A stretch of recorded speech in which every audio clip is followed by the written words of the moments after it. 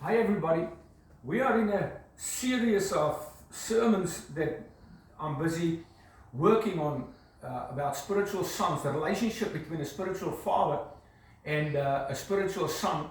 And this relationship between the spiritual father and a spiritual son has been neglected throughout the years, and it's been pushed aside by sort of like religious people that doesn't want to submit as a spiritual son. They would rather be a member of a church and not submit as a spiritual son. Because you see, the thing is, submission is not all that easy.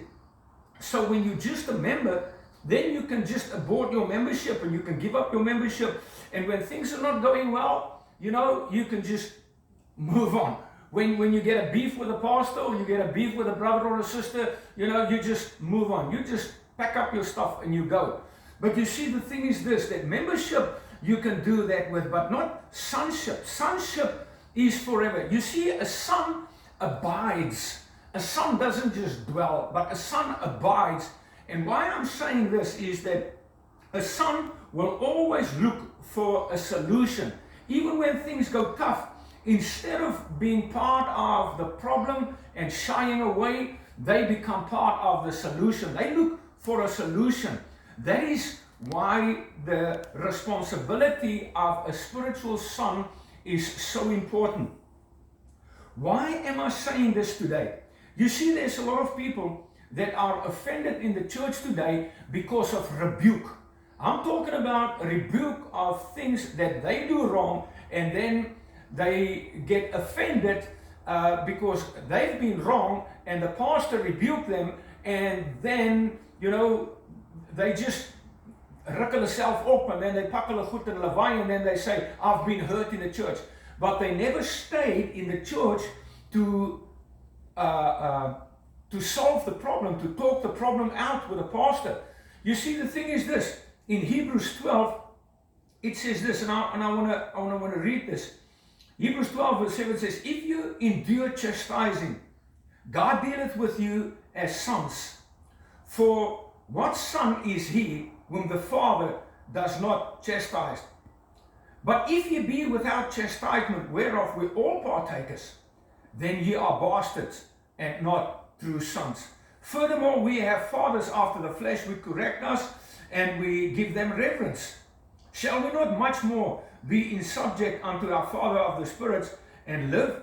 For they verily for a few days chastened us after their own pleasure, but he for our profit, that we might be partakers of his holiness. Now no chastising for the present seemeth to be joyous, but grievous. You see that word, grievous.